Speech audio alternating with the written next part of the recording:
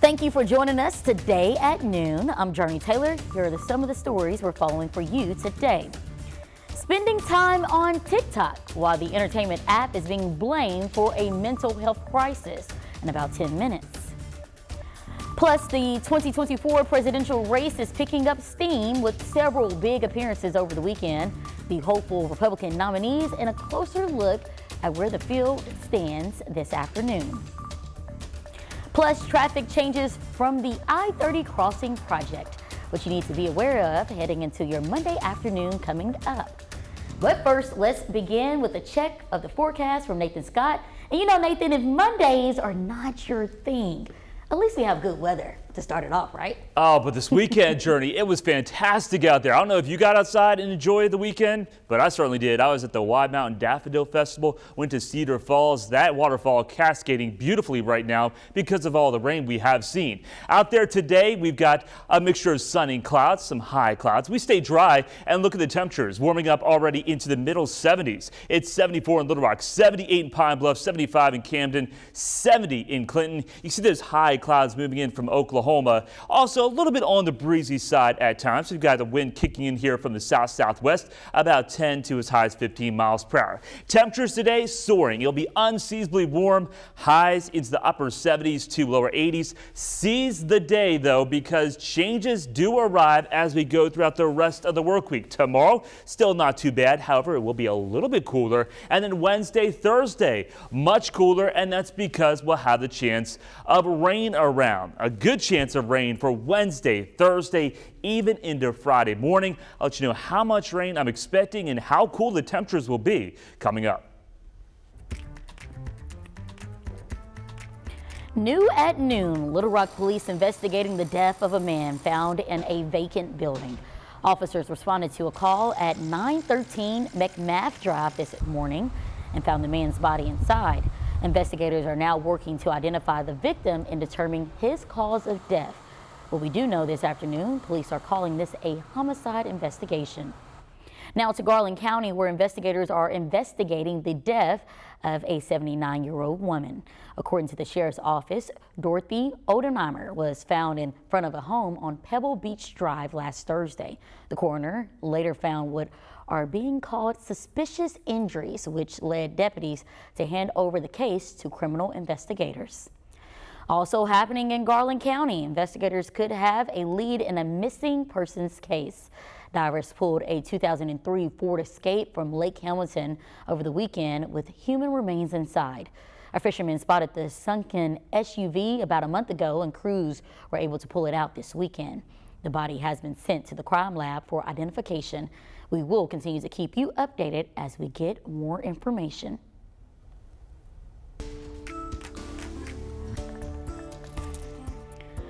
The Arkansas Learns Act is expected to hit the governor's desk this week. It just needs to make one more pass through the Senate to approve an amendment made last week. Governor Sanders could sign it as early as Wednesday. A couple of other bills could become law this week as well. One, the Vincent Parks bill.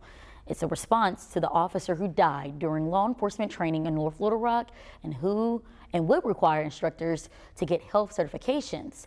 It passed in the House and Senate already. And another bill waiting for the governor's signature would allow kids under 16 to work with the parents' permission. Meanwhile, two bills focused on bathroom conduct are in committee for revision.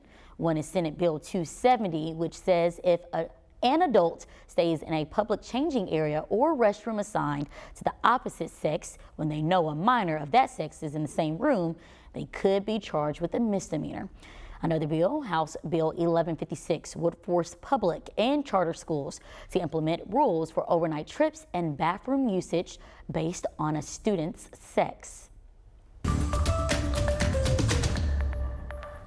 The 2024 presidential campaign is still in its infancy, but candidates and potential candidates on both sides of the aisle are already rallying with supporters. Nicole D'Antonio is in Washington, D.C. with more details. President Biden is meeting with some old friends today. The International Association of Firefighters has supported President Biden from the beginning, even urging him to run for the White House back in 2019.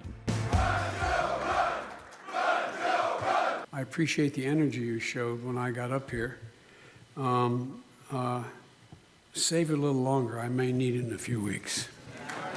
While President Biden has yet to officially launch a re-election campaign, former President Donald Trump is already in the race. We are going to finish what we started. We started something that was a miracle.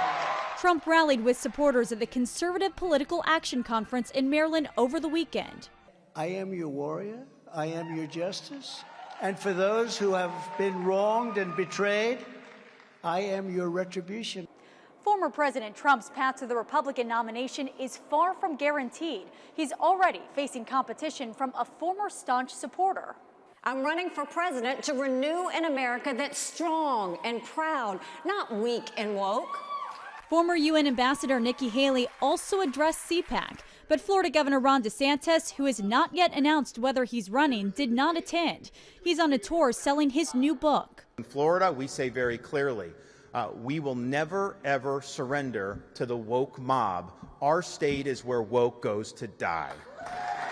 Former Maryland Governor Larry Hogan told Face the Nation that he will not seek the White House out of concern that more people in the race would help Trump win the nomination.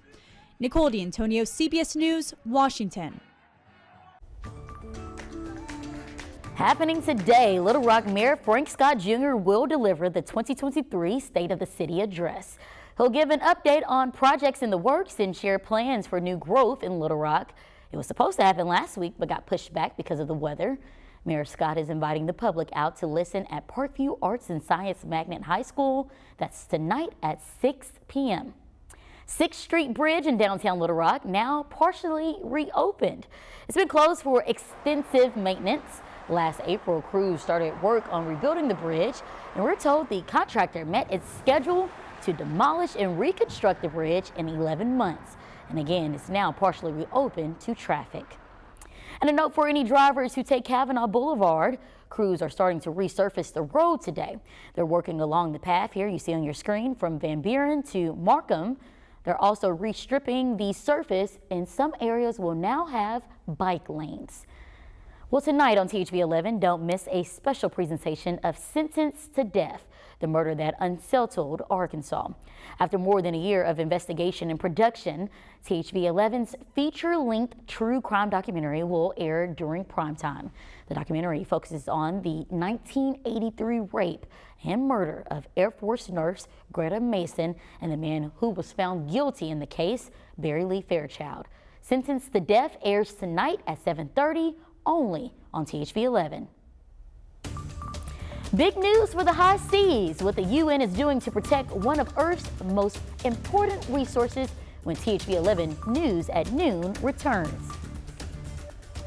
And we've got a mixture of sun and clouds out there, but today not too bad. Temperatures unseasonably warm. Changes arrive for the middle part of the work week in the form of cooler temperatures and also a chance of rain. And some of this rain will be heavy. There's going to be pockets of heavy rain. I'll let you know how much I'm expecting from this event coming up.